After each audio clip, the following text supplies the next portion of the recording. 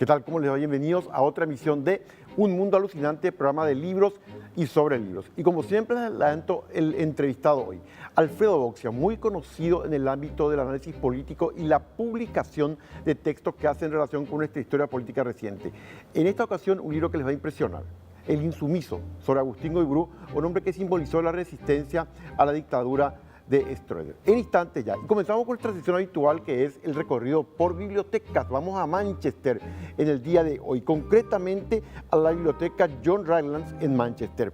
Esta biblioteca se fusionó con otra, concretamente de la Universidad de Manchester, en el año julio de 1972. Había sido fundada en el año 1900. Hoy es parte, esta biblioteca John Rylands, de la Biblioteca de Manchester. Las colecciones se concentraron en un solo edificio. Ustedes saben que incluyen manuscritos medievales, ejemplos de las primeras impresiones europeas, incluida la Biblia de Gutenberg, hay una copia, la segunda colección más grande de impresiones de William Caxton. El estilo arquitectónico es, ustedes lo están viendo, neogótico, con elementos del movimiento de arte en la ornamentada imponente compuerta.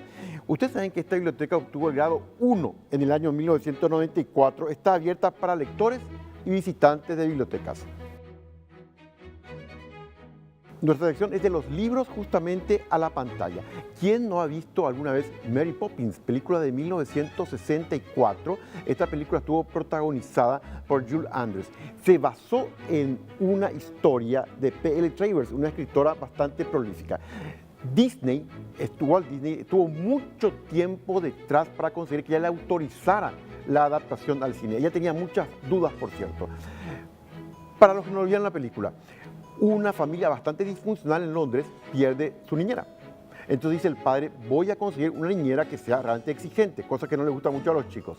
Y escribe en un papel lo que él va a publicar como anuncio en la prensa. Y luego tira el papel, una vez copiado, a la fogata de la chimenea. Y ustedes van a ver que ese papel en la fogata no se quema, comienza a soplar, como diciendo, no me voy a quemar. Es una película de animación y con personajes de la vida real, es de 1964, hay que decir que obtuvo 13 nominaciones para el Oscar, nunca Disney logró tal cantidad de éxitos. Cuando llega entonces la niñera nueva, Mary Poppins, es muy peculiar, tiene un paraguas, hace juegos con los chicos, comienza a generar magia, y es un musical con una tremenda dosis de humanidad. De alguna manera, si pueden verla, no se pierden. Mary Poppins, 1964, dirigida por Disney sobre aquel libro de P.L. Travers de la década del 30. Y en pocos días se recuerda el Día de la Independencia. ¿Qué sabe la gente de nuestra historia? ¿Cuánto conocimiento tiene al respecto? Veamos esto. ¿Qué libro usted recomienda y por qué? Y especialmente estamos en el Paraguay y estamos perdiendo nuestro patriotismo. Yo le recomiendo a la juventud dejar un poco más el celular y que se dedique a leer la historia, especialmente la historia paraguaya, porque estamos muy atrasados. Yo leo toda clase de libros, me gusta. Historia, geografía, todo el libro, leo mucho. ¿Qué libro de historia recomienda más? Todo lo referente a la guerra del Chaco. Todo, cualquier libro de la guerra del Chaco. Eso es lo que más me gusta. Sin desmerecer guerra del 70, por supuesto, pero cada uno con su gusto. Y lo prometido es deuda. Agustín Guiburú, un símbolo, un ícono de la resistencia a la dictadura de Stroessner. Un libro apasionante de Alfredo Boxia, enseguida con el autor.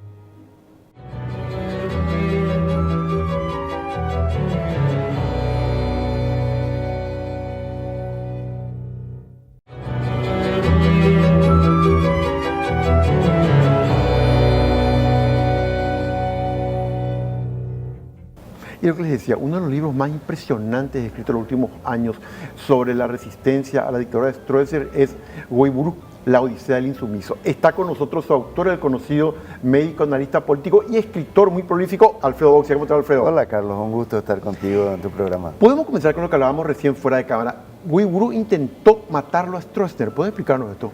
Sí, Guiburú es un personaje poco conocido en la historia paraguaya. Un médico traumatólogo colorado que fue exiliado del país en 1959, vivió en la frontera argentina y por Posadas, Santa Ana y otros pueblos, y se fue convirtiendo de a poco en el principal enemigo público de Stroessner, porque la vida de Guaiburú es una sucesión de intentos de distintos modos de derrocar al dictador. El más importante de esos intentos ocurrió ya en 1974. Imagínate, él se había ido en el 59, llevaba muchísimo tiempo. Claro. Se había percatado perfectamente que por vías políticas el Paraguay no se iba a democratizar. Tenía toda la razón Toda la del razón, mundo. claro. Que Stroessner solamente iba a caer por medio de la violencia. Tenía razón. Y que la oposición no iba a poder hacer nada, y menos la oposición colorada. Entonces intenta hacer un atentado contra Stroessner, organizando un grupo de extracción variopinta, de estudiantes paraguayos que estaban en Argentina, exiliados que estaban en la región de Misiones, Formosa, Posadas, Chaco, y algunos jóvenes que estaban dentro del país. Había gente del Mopoco, había liberales, Luis Alberto Wagner, había izquierdistas. Es un grupo que él preparó, armó, entrenó en Posadas, consiguió explosivos de movimientos guerrilleros argentinos de la época, y armó un atentado que tendría que realizarse en la plaza, frente a la plaza, en esa esquina que está entre el ferrocarril central del Paraguay, Sí. la Plaza Uruguaya, Sí. y allí donde estaba un hotel, hoy en Sí. una playa de venta de automóviles. Allí era el trayecto que Stroessner hacía toda la mañana para llegar al Palacio de Gobierno. Sí. Era una combi, una Volkswagen combi repleta de explosivos.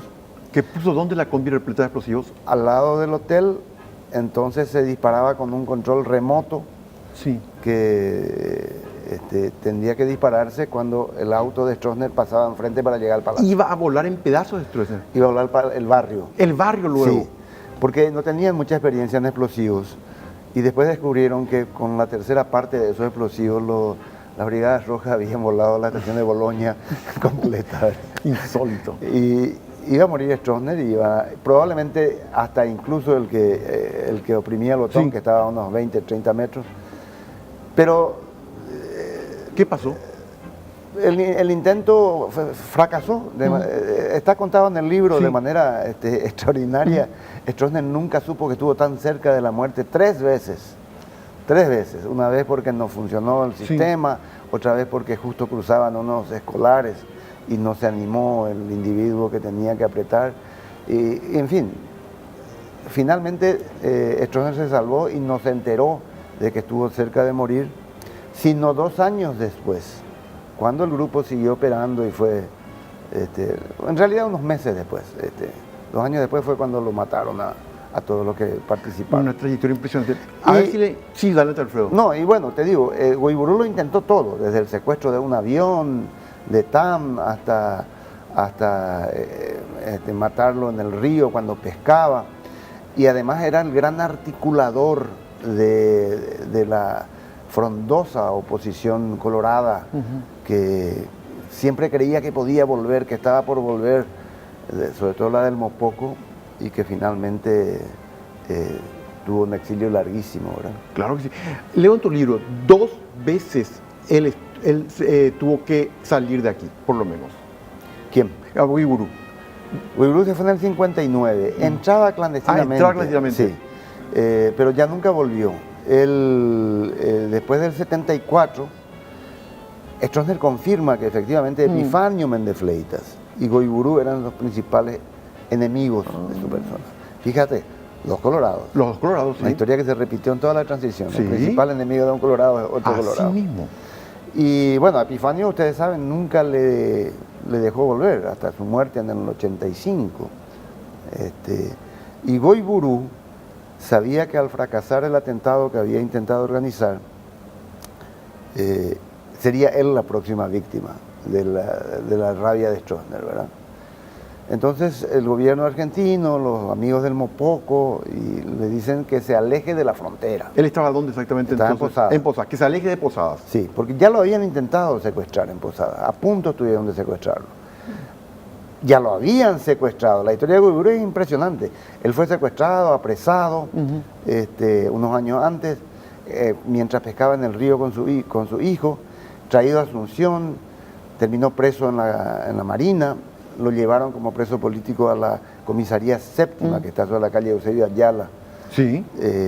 Y allí estaba en una celda con otros presos y logra uno de los escapes más extraordinarios de la historia del electronismo, haciendo un túnel en plena comisaría séptima y saliendo a la calle y siendo rescatado por los hermanos Florentín Pero Peña. qué extraordinario operativo. Se fugó haciendo un túnel en la comisaría séptima de Guayburu Sí. y fue rescatado por otros. Sí. Y luego logra asilarse en la Embajada de Chile, Sí. requete vigilada a través de un esquema realmente artesanal de meterlo en la embajada. Y allí se va al exilio a Santiago. Sí. Cuando vuelve a Posadas, y a eso vuelvo a lo que te decía antes, le dicen, te van a matar. Claro. Stroessner te va a matar. De hecho, intentó ya secuestrarlo una vez, lo logró, otra vez no lo logró, la próxima te va a matar. Entonces dice, tenés que alejarte de la frontera. Guayburu va con su familia. Guayburu pasaba por periodos de pobreza y de dificultades de sobrevivencia económica, a pesar de que era un médico traumatólogo muy querido, porque él estaba metido en la política todo el tiempo. Entonces le convencen y se va a Paraná, en Entre Ríos, bastante lejos de Efectivamente. Paraguay. Y allí se establece como médico traumatólogo, se aleja durante algunos meses de la política y se cree seguro En Paraná. en Paraná. Estaba lejos de todo. Claro. Pero desconocía él que desde fines del 75 Paraguay estaba involucrado en lo que se llamaba el Operativo Cóndor, o la Operación Cóndor, o el Plan Cóndor. De intercambio de prisioneros con estas dictaduras. Exactamente. O sea que no hacía falta que Stroessner mandara sicarios a Paraná, sino que los propios argentinos hacían el trabajo en retribución de lo que la policía paraguaya hacía con argentinos que estaban en el Paraguay.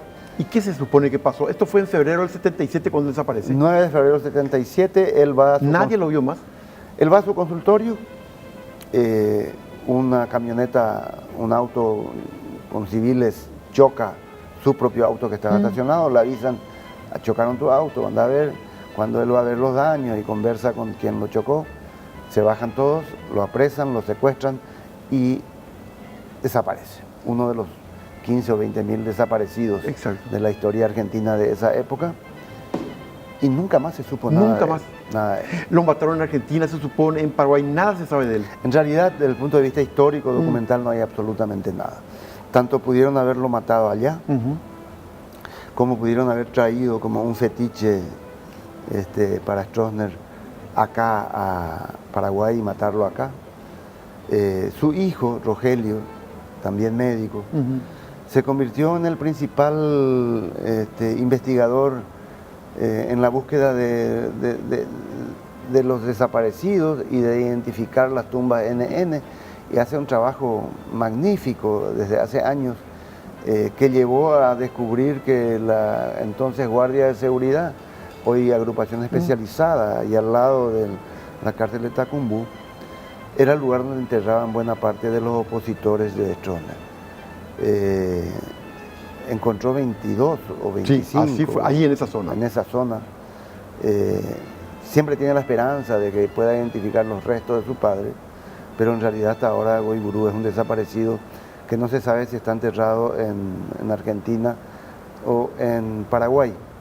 Y hubiera sido probablemente uno más de tantos si no hubiera valido la pena rescatar los numerosísimos aspectos de la insumisión, de la resistencia de este hombre contra la dictadura que él desde 1959 venía denunciando, y con toda la razón del mundo, porque Stroessner solo se fue a balazo en el 89. Si vos tuvieras que definirlo a Guayburu, Agustín Guayburu, ¿qué era dentro del Partido Colorado y para el país?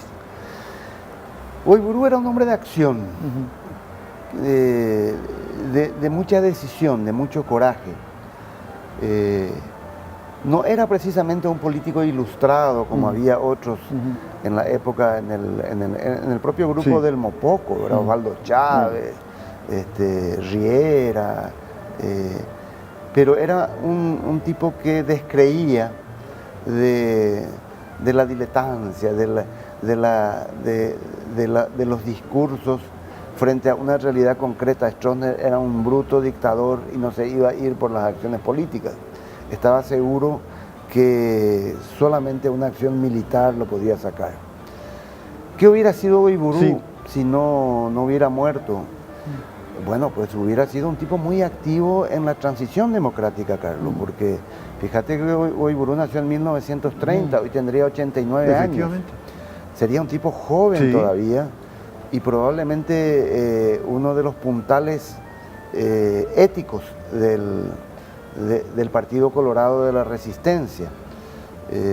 Imposible hacer ese tipo de futurología, pero conociendo su experiencia de vida, conociendo también lo que fueron sus hijos después y toda su familia, a quien conocí, una vivencia coherente, austera, militante, democrática, creo que hubiera sido una figura, no un mártir de la lucha de la resistencia, sino un trabajador por la democracia en los primeros años de la transición. Apasiona realmente su entrevista publicada en este libro, Alfredo. Y quiero una pregunta final. Si vos tuvieras que valorar desde el punto de vista de Guaidó y la dictadura de Stroessner, ¿qué es lo más resaltante? Te pregunto esto porque vos me decías, si Stroessner se enteró de que él fue uno de los organizadores de un atentado contra él mismo, es que ya lo tenía marcado para matarlo. Seguro, seguro. Stroessner de alguna manera dosificaba la violencia, no era un tipo de una violencia exuberante, porque además no lo necesitaba. Sí, claro. Llegaba a extremos de exiliar a mucha gente probablemente indefensa, inocente, inofensiva, pero fundamentalmente tenía bien identificados cuáles eran los enemigos a los cuales él no les iba a permitir actuar en Paraguay, ¿verdad? Al comienzo fue Epifanio Méndez Fleitas, después fue el Mopoco, después fue esencialmente Guaidó. Cuando dejó entrar al Mopoco, avejentados ya los viejos líderes colorados, no le permitió estar acá a Laíno, lo expulsó a Laíno, lo expulsó a Roabastos. Es decir, Stroessner, de alguna manera medio tosca, pero muy efectiva, determinaba quiénes eran sus enemigos que podían poner en riesgo su poder.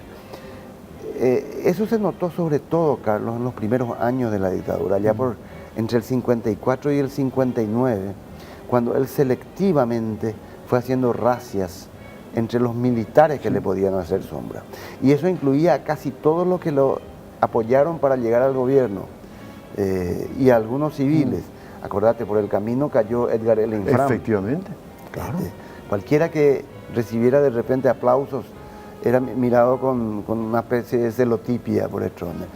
Lo interesante de este libro, y con esto te termino de contar la historia, es que para rescatar quién fue Guaidó, obviamente las entrevistas con la familia fueron muy, muy importantes, y los documentos que tenía la propia policía y que hoy están depositados en el archivo del horror en el Poder Judicial, también nos dan la visión del otro lado, y ahí uno se da cuenta del Guaidó humano y del Guaidó político, pero nos permite pasearnos por 30 años de historia de la dictadura. Guaidó, La Odisea del Insumiso de Alfredo Boxia están en las librerías de aquí, incluyendo Servilibro, por supuesto, en el Plaza Uruguaya. Muchas gracias, Alfredo. Gracias, Carlos, un placer estar Ha sido un placer esta entrevista, volvemos enseguida.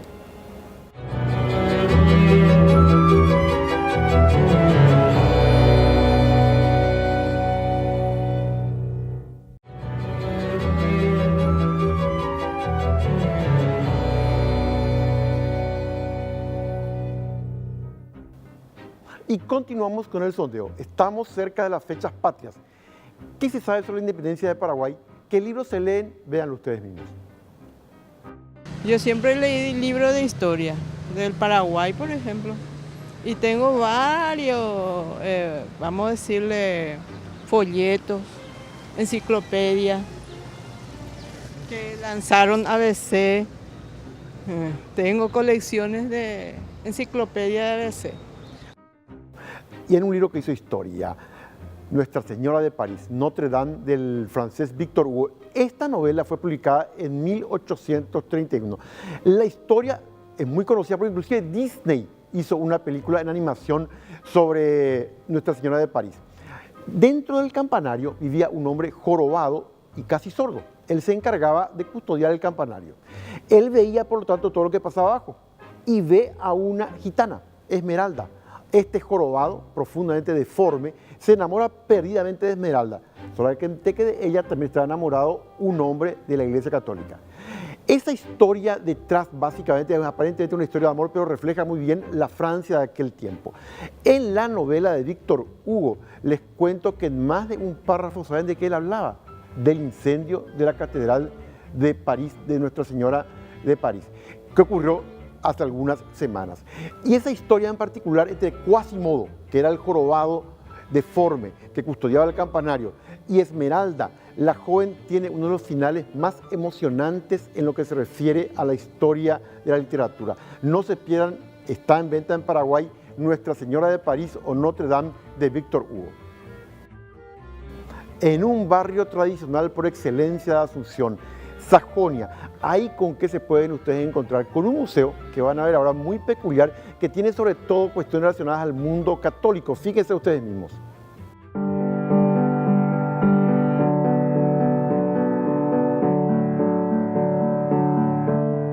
La religión fue y siempre será la fuente de inspiración de varios artistas, porque tallar una cruz precisa de eso y de talento.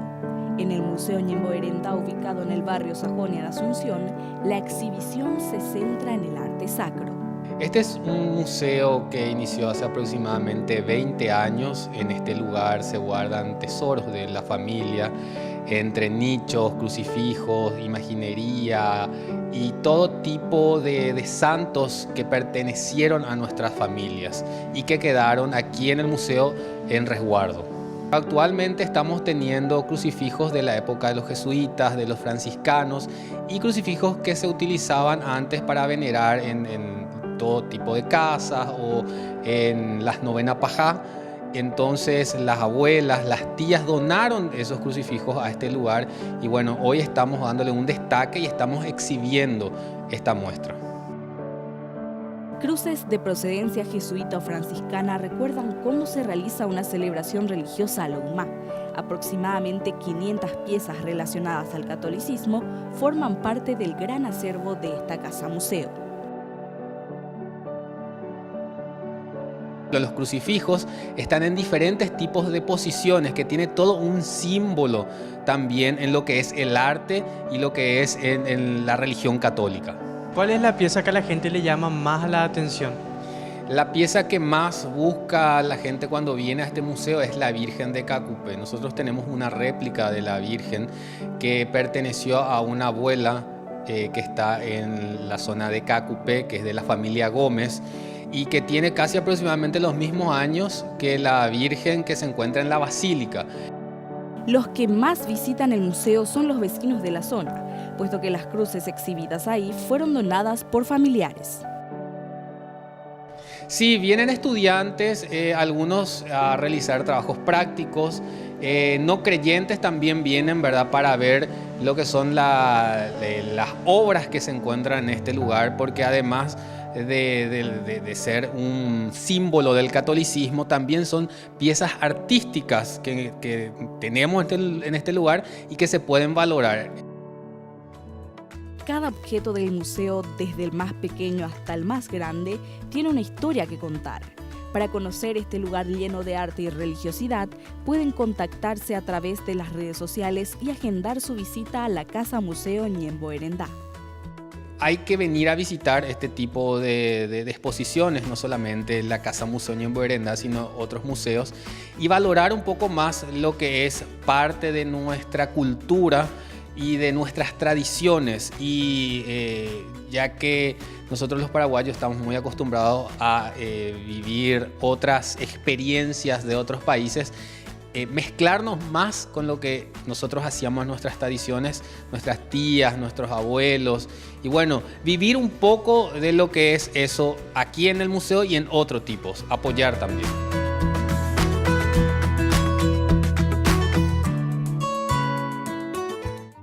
El campo de concentración de Auschwitz fue probablemente el símbolo del infierno en la tierra en el siglo XX. Este libro está, por supuesto, como siempre, disponible en Literato. ¿Qué pasa en Auschwitz, en ese campo de concentración y de exterminio? Pues bien, alguien levantó una biblioteca dentro del campo de Auschwitz. En un lugar donde los libros están prohibidos, hay una joven llamada Dita, que esconde bajo, escuchen esto, bajo su vestido, los frágiles volúmenes de la biblioteca pública más pequeña, recóndita y clandestina que haya existido nunca, lo cual muestra el carácter siempre rebelde del ser humano ante la opresión. En medio del horror, Dita nos da una maravillosa, lo que les decía, lección de coraje. No se rinde, nunca pierde las ganas de vivir ni leer, porque inclusive en Auschwitz, que decía, abrir un libro es como subirte a un tren que te lleva de vacaciones. Emociona. La bibliotecaria de Auschwitz, les recomiendo donde en Literato. Rafael Barret fue un español que se llegó a Paraguay a comienzos del siglo XX. Sus escritos siguen teniendo plena vigencia hoy. Él escribió, por ejemplo, El dolor paraguayo. Se comprometió intensamente con el país que le había adoptado. Alcibiades González del Valle, ¿qué hace? Convierte la vida de este español que tanto influyó en la primera parte del siglo XX en Paraguay con su obra que alumbró nuestros costados más trágicos y convierte en novela. La novela es El dolor de Barret de Alcibiades González del Valle, les recomiendo especialmente. Disponible ¿dónde? En Servilibro. La historia del ser humano, decía Octavio Paz, escritor mexicano, concretamente es una pesadilla. Pero lo importante es, si nos encontramos con una pesadilla, que hacer frente a la misma, luchar por la libertad y por salir del infierno. Probablemente esa es la principal lección de Agustín Goiburú, dirigente colorado que desapareció en Argentina en 1977 y que hizo de su vida una resistencia a la opresión estronista. Nos vemos la próxima semana.